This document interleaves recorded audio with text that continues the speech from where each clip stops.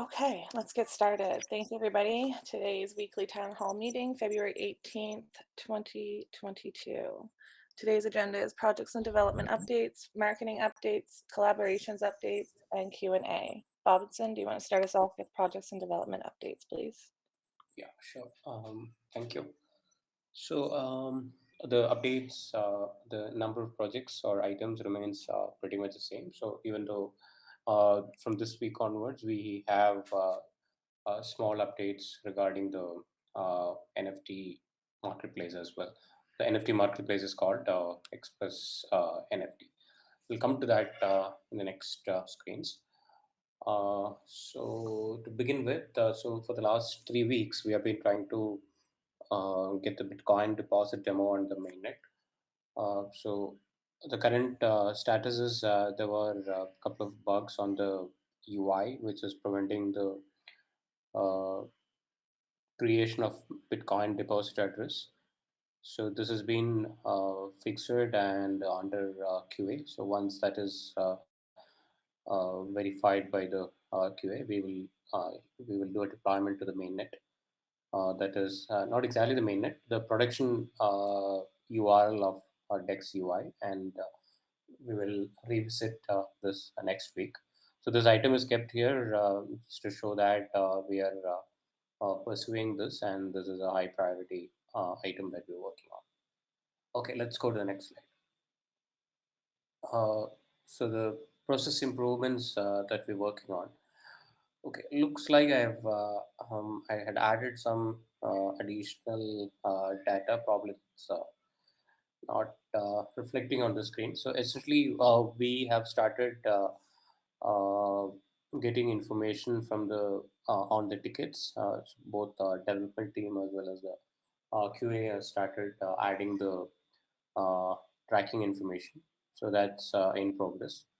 Now, uh, one item that is still pending is we are still not using our elk deployment, which is just supposed to track the logs. So hopefully, in the next couple of weeks, we'll get that also resolved. Uh, additional item that we have added to the process improvements is that uh, so something that's happening with the development team is that they continue to work, but the changes that they make to the code base, they it's visible to the rest of the team only when an MR or a PR is created. So we need to change that because uh, it is creating a lot of unclarity as to what is the progress has been made, or if there are any different paths that we can take, etc. Essentially, that transparency is lacking. So what we're proposing is that already the developers are using feature branches because we're following JIT flow. Now we are some of the developers like Jamshid is committing daily. He's committing his code on a probably on a daily or a hourly basis. So similar to that, we need everybody to keep committing their code on a daily or even a hourly basis, so that we can get much more visibility into what is going on. So we plan to talk to discuss this with project leads or product managers in the next few weeks. So we will also have this uh, process improvement introduced. So this item is going well. So I had actually updated the progress, but it looks like it went into a different document. Okay, let's go to the next slide. So here also, okay. So on the Dex UI, we have made various fixes to Hive, HPD, Bitcoin screens, and introduced new screens for Hive and SPD withdrawals. So these screens are under QA. Essentially, there are three or four critical bugs or features that we have introduced to the Dex UI, of which the Bitcoin deposit, not deposit, the withdrawal item is quite challenging because of the screens were getting um, into a weird configuration if and when uh, the Bitcoin SEDMQ nodes were not reachable or the Bitcoin deposit address were failing.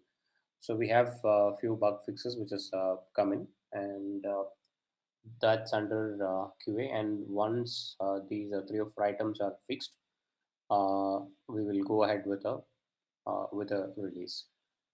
So that's in progress, and this will also address our major demo which is pending, which is the Bitcoin deposit demo. Okay, let's go to the next slide.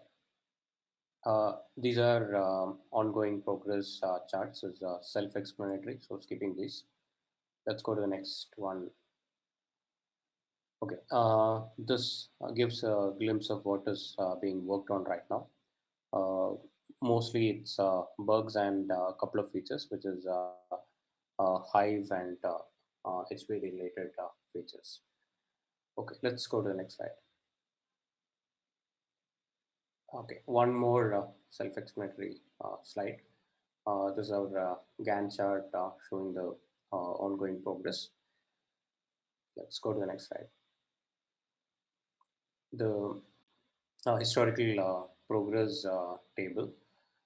So we have two features in progress and five bugs. Uh, so this chart is once again the progress in a tabular format for anybody who's interested in keeping track. Okay, let's go to the next slide. On the next UI, we have various features like the deposit screens. It's a major improvement over the current Dex UI, where we don't have any integration with Bitcoin or Hive. So in the next UI, we have Bitcoin JS being used for creation of the Bitcoin deposit address.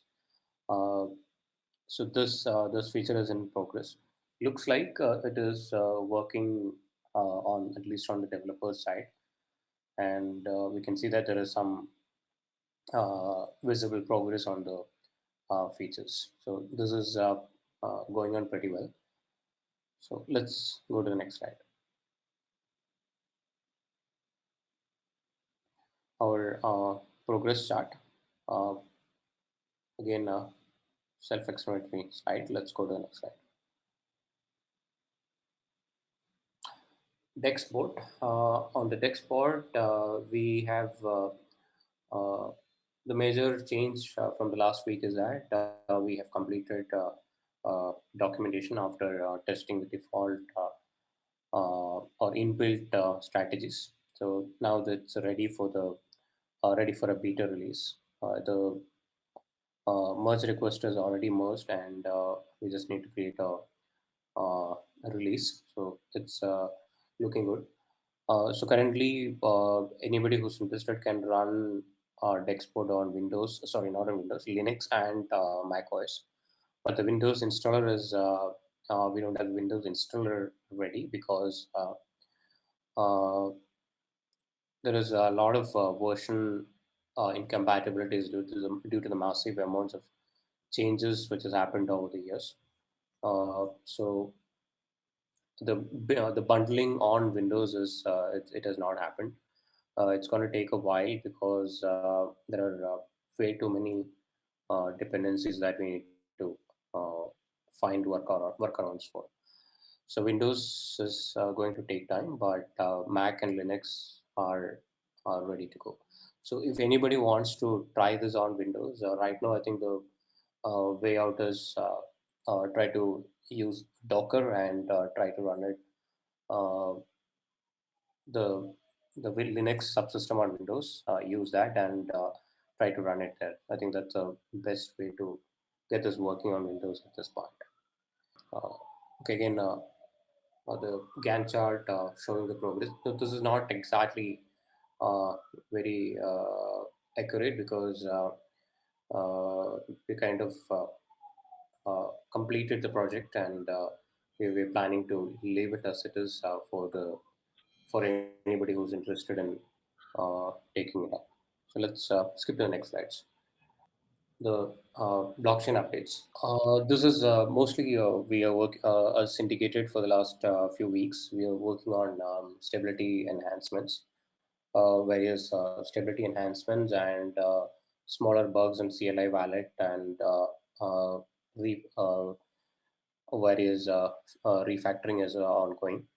And one major update is that Sean has created a SedMQ test utility for the Bitcoin Suns. So it's available in the Peerplays utils library. So that's one major achievement we have. So what is happening is the SedMQ node, which is essentially the Bitcoin node. It's very difficult to debug it. So this particular utility will help Sun operators to uh, debug the SedMQ node. So what happens is sometimes this node becomes completely uh, like stale, and there are no utilities available which can easily find out what is going on. So this utility can easily help us what's going on. And in addition to this, we also have some interesting vulnerability fixes in the FC library, and we're also looking into some of the contributions to the FC library as to uh, so we have run into some compiler bugs. Let's let's put it that way. So we're trying to investigate how to merge these changes and proceed. Okay, let's go to the next slide.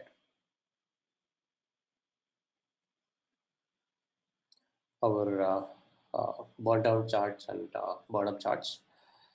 So we're making a lot of improvements, and one of the major items probably which I should have mentioned in the previous update slide is that our Gantt charts. Okay, the historical progress. There are no features in progress as such. There are a couple of them in development, and there are a handful of bug fixes. I think there were a couple of bugs also raised. I think at least one bug which was raised with respect to the CLI parameter passing. So this is our historical progress since the days we started tracking it. Peerplays JS library. So we have actually started uh, fixing these vulnerable packages because the Hive functionality is already completed, and now we are looking into this. So the 6 packages which is outstanding, we are trying to get them fixed. Okay, let's go to the next slide. In addition to this, we also have the Express card based NFT marketplaces update. Uh, so what's happening right now is we are porting all the fixes from upstream. That's in progress. And in addition to that, we have completed the requirement doc, which is under review right now. And one additional feature we are trying to investigate is in peer ID there is a discussion to provide support for MetaMask support, uh, essentially support for Ethereum accounts or addresses using MetaMask. So we have started investigating that as well. So that's all from the development team. Thank you. Thank you, Robinson. Sala, do you want to start us off with marketing updates, please? Thank you, Kelly.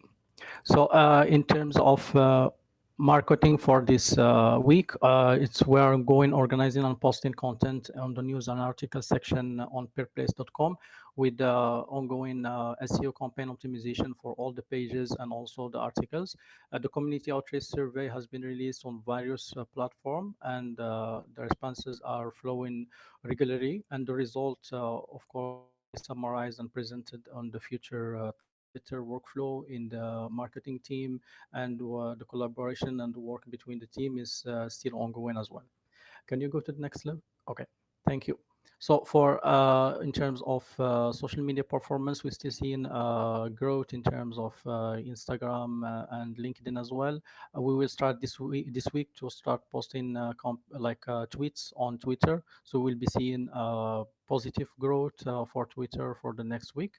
And then this will be also added to the SEO work as well. Then we will be seeing a lot of positive growth on the social media mainly with the new campaigns that are targeting the witnesses. Will be more like to focus on getting new witnesses to the community and growing Peerplays community. So that's for my side for the marketing update for this week.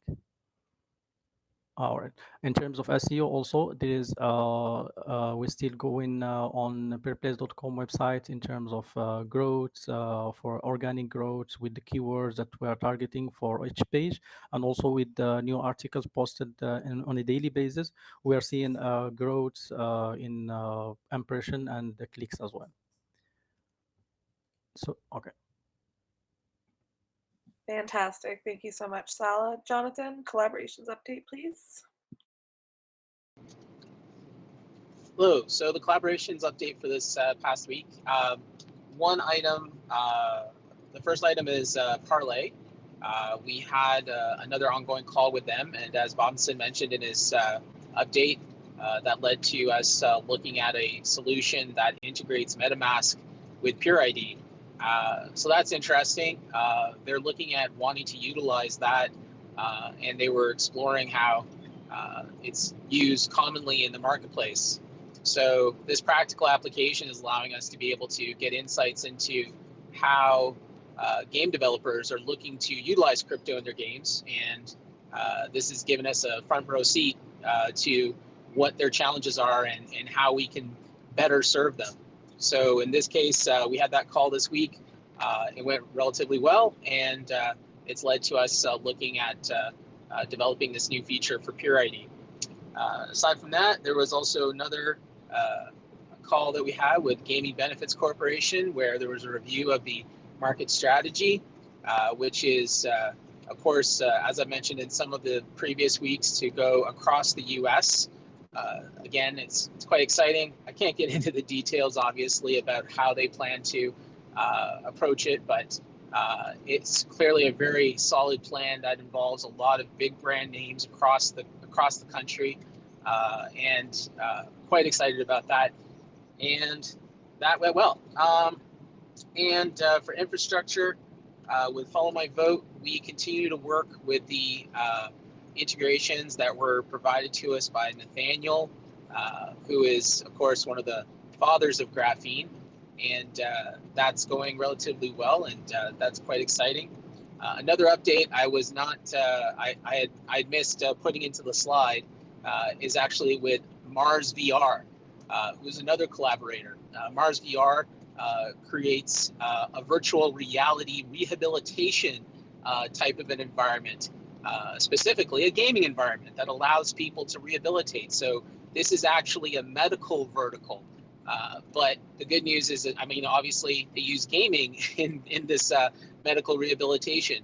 So we have a collaborative arrangement with them. They are currently not using blockchain in their application, but the outlook in terms of their progression, once they get to a certain stage in the development of their product, they are going to be integrating blockchain at that point. They have lots of exciting prospects for wanting to be able to provide privatized data using blockchain. They want to use it for tokenization. They want to be able to empower people who are going through rehabilitation, to be able to empower them not only with the ability to take control of their information, but also with the ability to engage and interact with communities that are also going through rehabilitation, because of course that helps them to be able to rehabilitate better when they have support from peers. So that was there was a meeting on that, and we also had a follow-up with that this week. We're excited to be working with them. That's a long-term prospect, and of course contingent on some of the updates that we have planned for Peerplays into the coming months. So those were the primary collaborations for this past week. Thank you very much. Thank you, Jonathan. Okay, on for Q&A. Any questions, comments, or thoughts? Okay, well, that ends today's meeting, February 18th, 2022. Thank you all so much, and we will see you next week. Bye-bye. Thank you. Bye-bye.